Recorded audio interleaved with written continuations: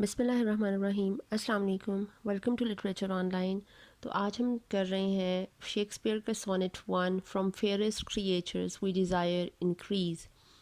अच्छा, इसमें ये अपने बिलव्ड की बात कर रहा है एज़ यूजुअल, जो शेक्सपियर की बातें होती हैं, और वो ब्यूटी के बारे में ही बात कर रहा है।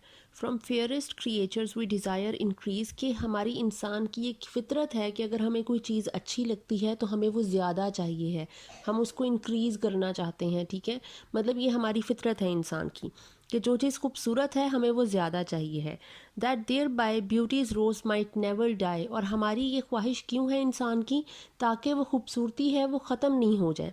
अगर फूल अच्छे लग रहे हैं तो हम ज़्यादा से ज़्यादा फूल जो हैं वो लगाने लग जाएंगे, उगाने लग जाएंगे। उससे क्या होगा कि जो हमारी जो रोड्स हैं या फिर जो पाथवेज हैं वो ज़्यादा खूबसूरत लगेंगे। अगर घर का पेंट नया अच्छा लग रहा है तो हम उसको मज़ीद जो है वो साफ़ सुथरा रखेंगे ताकि वो ब्यूटी जो है वो ख़त्म नहीं हो जाए। ठीक है, But as the riper should by time decrease, his tender ear might bear his memory.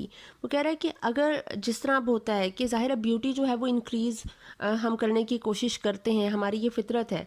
लेकिन जब एक चीज़ पक जाती है, riper should by time decrease, ripe होना होता है पक जाना, जिस तरह एक फल पक जाता है उसी तरह एक इंसान जो है वो एक एज में आकर वो बिल्कुल ज़्यादा मतलब उससे आगे जो है वो उसकी खूबसूरती में इजाफा नहीं हो सकता। मतलब with the passage of time आप जब ओल्ड एज में जाते हो तो ग्रेस तो आपकी आप में आ जाती है, लेकिन वो खूबसूरती वो पहले जैसी तो नहीं रहती, वो यूथ तो नहीं रहता आप में। तो वही बात कह रहे हैं कि जब ये राइप कर जाएगी बाय टाइम डिक्रीज, तो आपकी ये जो खूबसूरती है इसने ख़त्म होना ही होना है। एक उम्र तक जब एक फल बिल्कुल पक जाता है उसके बाद वो गलना सड़ना शुरू हो जाता है। उस टाइम के बाद his tender heir might bear his memory, तो उसके लिए हम क्या करते हैं, जैसे हम जो पौधे होते हैं तो उसमें पौधों में क्या होता है कि अगर एक पौधा जो है वो ऊपर वाला जो पहले जो खिला था वो फूल जो है वो अब मुरझा रहा है, तो उसके नीचे कोई कली होगी जो अब खिल रही होगी। उसी तरह जब इंसान है, हम जो है हम खूबसूरत हैं, हम बड़े हो रहे हैं, हम बूढ़े हो रहे हैं, तो हमारे बच्चे हमारी जगह ले रहे हैं।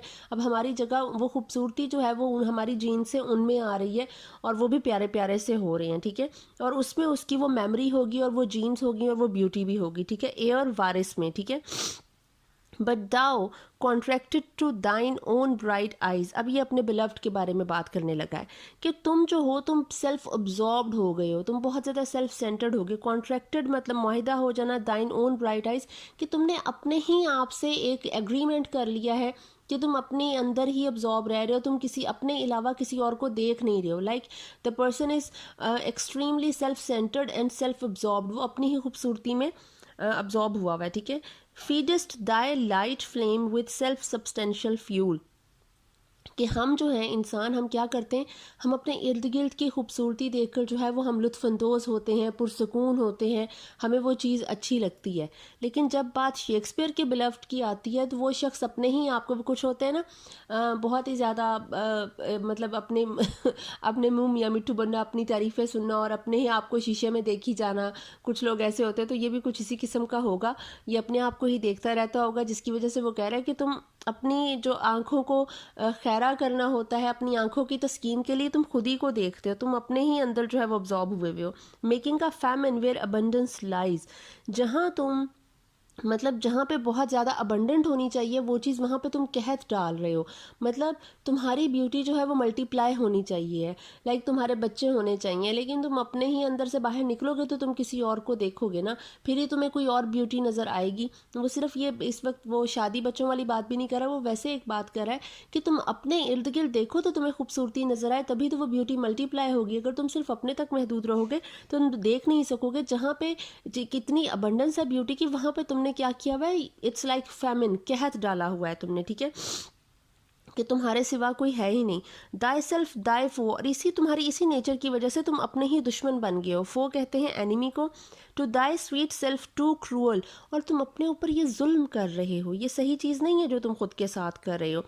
दो that art now the world's fresh ornament and only herald to the gaudy spring, वो कह रहा है अभी तो तुम दुनिया के लिए एक फ्रेश ऑर्नामेंट हो, एक पीस ऑफ डेकोरेशन हो, ठीक है। मतलब तुम्हारी जो खूबसूरती होती है, हम कोई खूबसूरत से डेकोरेशन पीस घर की डिकोर के लिए रखते हैं ना, एक एम्बेलिशमेंट के लिए रखते हैं, लगाते हैं, और तुम साइन हो। हेरल्ड कहते हैं साइन को, और गॉडी भी लाइक डेकोरेटेड चीज़ को ही कहेंगे कि ये जो बाहर की जो खुशबू होती है और जो सारे पौधे और जो फूल हैं वो खिले हुए होते हैं, तो तुम बाहर का सिंबल हो, तुम बाहर की इलामत हो, तुम्हारी खूबसूरती उसकी इलामत है कि दुनिया में अगर बाहर है तो वो तुम्हारी वजह से है।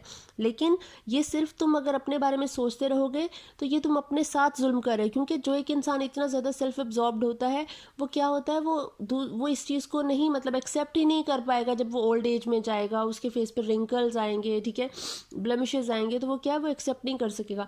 वो मिराल वाला ड्रामा था, आई थिंक सारा खान ने किया था, उसमें कुछ उसका ऐसा हाल था कि वो वाइट बाल आते थे, वो कहती कि मतलब मैं बूढ़ी हो जाऊंगी, और ये वो मतलब लोग अपने आप को एक्सेप्ट नहीं कर पाते हैं इस तरह से, ठीक है। इसीलिए वो कह रहा है कि तुम अपने साथ दुश्मनी कर रहे हो, अपने साथ जुल्म कर रहे हो। विद इन दाइन ओन बड बरियस्ट दाई कॉन्टेंट, वो कह रहा है तुम्हारे अंदर ही तुम्हारा सुकून है। बड कहते हैं कली को, ठीक है, बरियस्ट के तुम्हारे अंदर है, कॉन्टेंट तुम्हारा सुकून। एंड टेंडर चर्ल मेक्स वेस्ट इन निगर्डिंग। अच्छा, चर्ल कहते हैं बहुत ही मीन किस्म के, सेल्फिश किस्म के पर्सन को, जो कि बहुत ही ज़्यादा गॉसिप करने का आदी हो, बैक बाइटिंग करने का आदी हो। तो वो कह रहा है कि अगर तुम इस तरह से मतलब ये चीज़ रहेगी तो मेक्स वेस्ट इन निगर्डिंग, तो इस तरह के पर्सन जो होते हैं वो निगर्डिंग या गॉसिप करने में ही अपना टाइम वेस्ट कर देते हैं, बैक बाइटिंग करने में। ये किसी का अच्छा ना करेंगे ना अपना अच्छा करेंगे। पिटी द वर्ड, कुछ दुनिया पे रहम करो, और एल्स दिस ग्लूटोन बी, या फिर ये कि जिस तरह एक चीज़ को होर्डिंग करने की आपको आदत हो जाती है। ग्लूटोन का मतलब होता है कि बहुत ज़्यादा ज़ख़ीरा कर लेना अपने पास, बहुत ज़्यादा खाना या बहुत ज़्यादा लाइक ख़जाना, ठीक है, ट्रेयर आप कर लो, तो ये चीज़ अच्छी नहीं है। Or else this glutton be to eat the world's due by the grave and thee, कि तुम दुनिया में जो एक चीज़ आनी चाहिए तुम उसको भी अपने तक महदूद रख दोगे, तो क्या है, तुम ये गलत चीज़ कर रहे हो। और ये एक ऐसा है जैसे कब्र कर लेती है, कि जब कब्र में आप किसी को दफन कर देते हो, कोई शख्स दफन हो जाता है, तो उसकी जो सारी ब्यूटी जो है वो कब्र खा जाती है।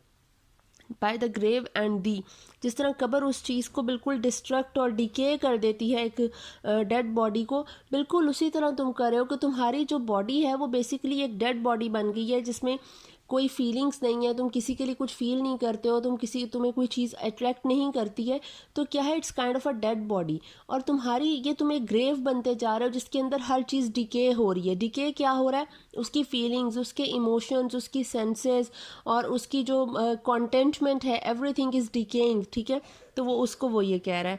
आई होप आपको ये समझ आ गई होगी। Thank you so much.